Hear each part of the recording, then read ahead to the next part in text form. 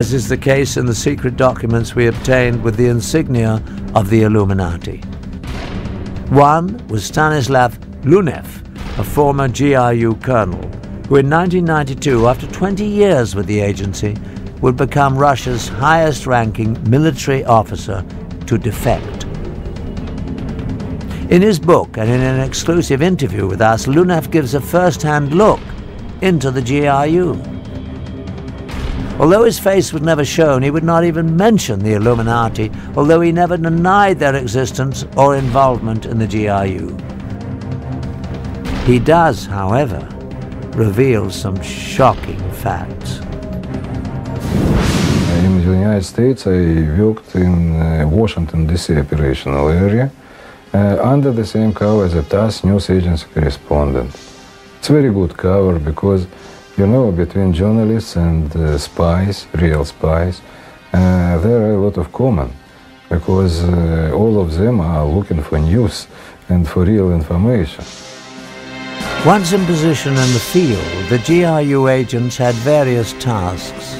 One was to help coordinate terrorist campaigns to destabilize unfriendly governments. GRU officials have now revealed that during the Vietnam War, the agency invested over $1 billion promoting the anti-war campaign in the US. This expertise at manipulating governments was a skill that fit exactly with the Illuminati's future plans for overthrowing governments. Another major part of the GRU's agents' work was laying the groundwork for Russian special forces, the Spetsnaz. These elite troops under the GRU would penetrate countries to perform military sabotage when needed. Some would blow up strategic targets such as power stations, bridges and communication centers. Others would form assassination squads to kill government leaders and their families. This was an ability of great value for the Illuminati for world domination. In order to bring the Russian special forces into foreign countries when required, the GRU needed to assure themselves that they would have access to cross the borders. For this, they relied on the expertise of the KGB. The agency excelled at gaining entry into unfriendly countries. They needed to be able to consistently position their spies and smuggle out information. Again, the KGB often used sex and blackmail to accomplish its goals. In this hidden camera film, the man on the right is a KGB agent acting as a raven, a male whose job is to seduce someone to commit espionage. This raven is in the process of setting up a Mexican border guard. I'll get it replaced. Okay. More. So it's very interesting.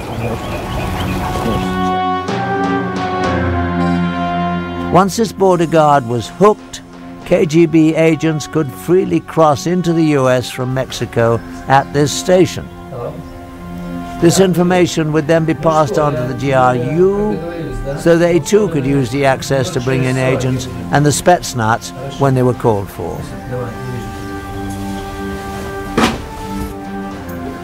So, will you call me? I call you. You will? Anyway, I'll contact you, you know what I mean? I'll call you. I'll find you, then I'll call you. Are you okay? I'm okay. Okay. To execute the plan for global chaos and military coups, the secret brotherhood used the GRU to position sleeper agents and devastating weapons around the world. These weapons would stay hidden in strategic places until the day they would be needed. At that time of the Illuminati's choosing, the agents would come out of hiding and the weapons used.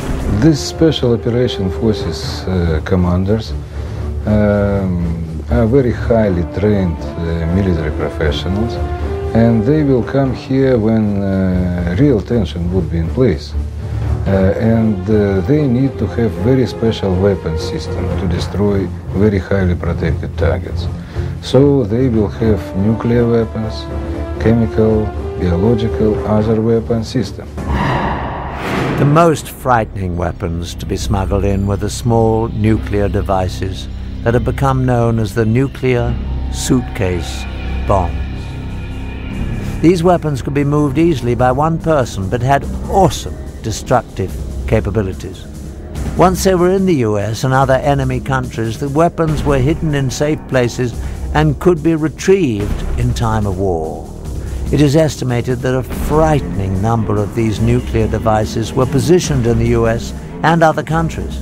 In all probability, these nuclear devices remain hidden in their secret locations, all ready for use today. Thanks to the newly opened files of the KGB, we've had a shocking look at how the Illuminati has over the years manipulated the world's institutions like the Vatican. And we have seen that devastating weapons have been positioned around the world. We have focused on only Russia's connection to the Illuminati. Since Adam Weishaupt founded the secret organization in 1776, its tentacles have extended into many other nations around the globe. Even the United States shows telltale signs. The most obvious is on the back of the US $1 bill. Prominently displayed are the pyramid and the eye, the Illuminati's insignia put there in 1933 by order of President Franklin D. Roosevelt. Underneath are the Latin words Novus Ordo Seclorum, which translates as New World Order.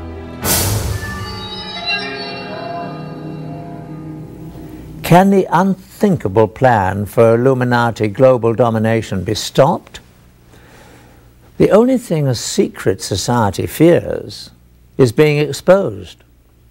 Today, books on the frightening subject are gaining wide distribution. The internet is filled with information about the secret organization. We can only hope that the people of all nations around the world will see the signs and heed the clear warning that there are those lurking in the shadows who are planning to take away our freedom. I'm Patrick McNee. Thanks for joining me.